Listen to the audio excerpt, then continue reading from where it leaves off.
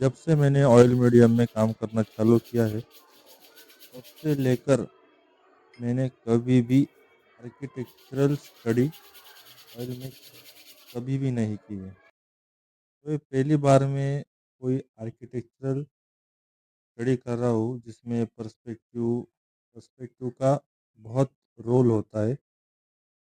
और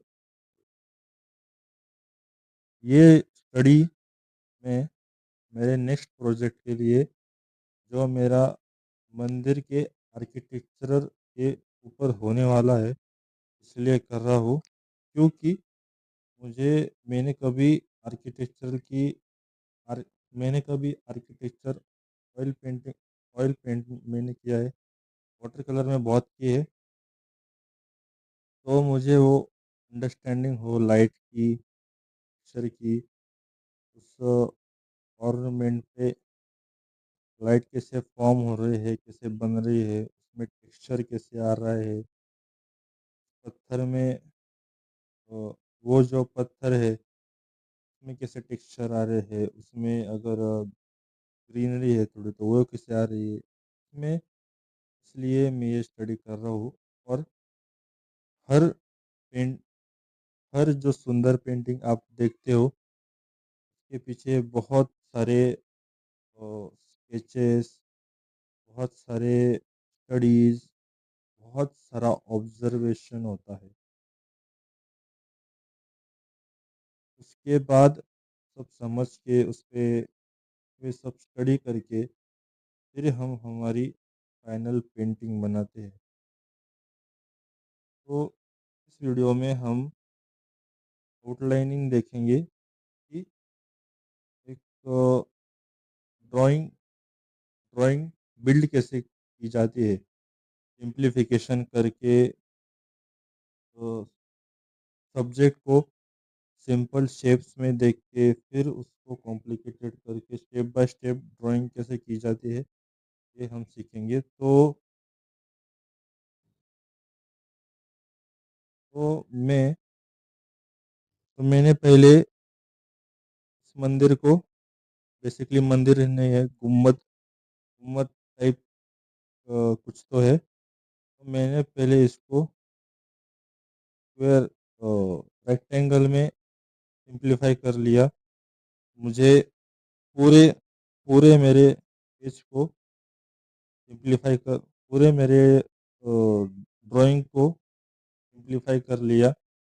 और आप कुछ भी ड्राइंग करते हो, अगर आप पोर्ट्रेट करते हो, फिगर करते हो, तो ऑब्जेक्ट को एज अ ऑब्जेक्ट ना देख के आप उसको एज अ शेप समझो। देखो, अगर ये मंदिर है तो देखो मंदिर का शेप कैसा है। उसको मंदिर की तरफ मत देखो, अपने माइंड को बताओ कि वो मंदिर नहीं, जस्ट एक शेप है, जस्ट एक ग्रुप ऑफ शेप है, मतलब स्क्वायर, रेक्टेंगल, ओवल, सर्कल, ऐसे जस्ट शेप है। ये समझ के ड्रॉ करो। इससे आपको माइंड को पता इससे आपका माइंड डिटेल की तरफ ना जाके ओवरऑल उसकी शेप देखता है। तो मैंने पहले सिंप्लीफाई किया, पूरे मेरे रेफरेंस को सिंपल शेप्स में डिवाइड किया। फिर मैंने इसके ऊपर फिर मैं धीरे धीरे आउटलाइनिंग कर रहा हूँ, शैडो शेप्स को समझ रहा हूँ। अगर आप ड्राइंग करते समय शैडो शेप्स को समझते हो, शैडो शेप्स मतलब मेरी लाइट मेरी लाइट मेरी मेरा ऑब्जेक्ट पे लाइट राइट साइड से आ रही है, तो लेफ्ट साइड पे पूरी मेरी शैडो है। तो मैं शैडो शेप्स देख के आउटलाइनिंग करूँगा आउटलाइनिंग करूँगा या अंडर पेंटिंग में आउटलाइनिंग और अंडर पेंटिंग साथ में कर रहा हूँ। समझ और आर्किटेक्चर में अब जब ऑर्नामेंट से मंदिर वगैरह बनाते हो, तो मंदिर में बहुत सारे डिजाइन्स, कर बहुत सारे कॉम्प्लेक्सिटी होती है, बहुत सारी कॉम्प्लेक्सिटी होती है। मैं भी जब पहले गोदा घाट पे जाता था, जस्ट स्केच जस्ट स्केचबुक में ड्राइंग करता था मंदिरों की, मुझे बहुत डिफ़िकल्ट लगता था, मुझे का पर्सपेक्टिव समझ में नहीं आता था। तो इसे धीरे-धीरे प्रैक्टिस करके पर्सपेक्टिव समझ के, लाइन्स समझ के, ड्रॉ लाइन समझ के, फिर मैंने धीरे-धीरे वो बिल्ड किया। सो इसमें मंदिरों में बहुत सारे कर्व होते हैं, उसकी जो एंट्रेंस होते हैं उसमें बहुत सारे कर्व होते हैं। तो उस कर्व को ना देख के, उस राउंडनेस को ना देख के, आप जस्ट देखो कि लाइन्स देखो, straight lines. Just straight line को ऑब्जर्व करो, स्ट्रेट लाइन को देखो, क्योंकि हमारा माइंड कर्व से ज़्यादा स्ट्रेट लाइन्स में मेजरमेंट बहुत अच्छे से कर पाता है।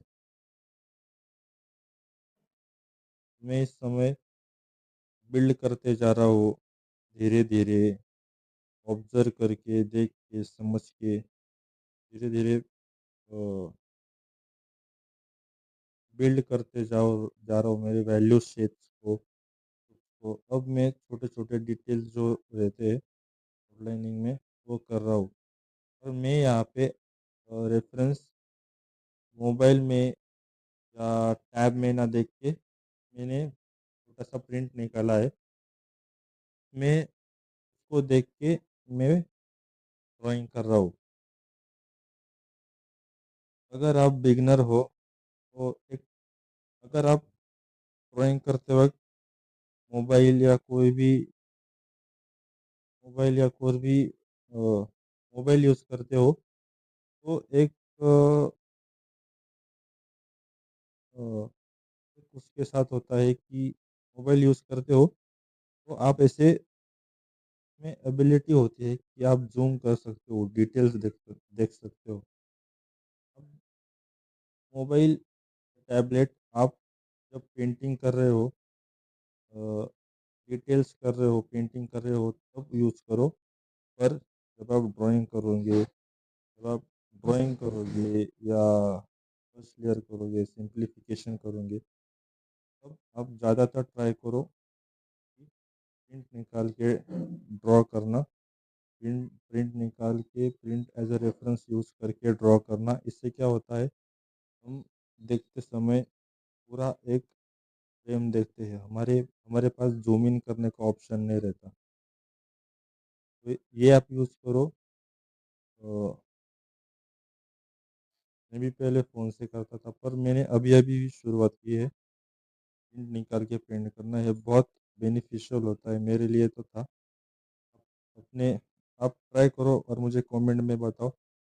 सो बहुत से बिगिनर्स पेंटर्स जो होते हैं, वो ट्यूटोरियल देख के, यूट्यूब पे ट्यूटोरियल देख के या सोशल मीडिया पे रील्स देख के, वो डायरेक्ट ब्रश से ड्राइंग कर रहे हैं या डायरेक्ट आँख बना रहे हैं, डायरेक्ट पोर्ट्रेट बना रहे हैं, डायरेक्ट पेंट कर रहे हैं।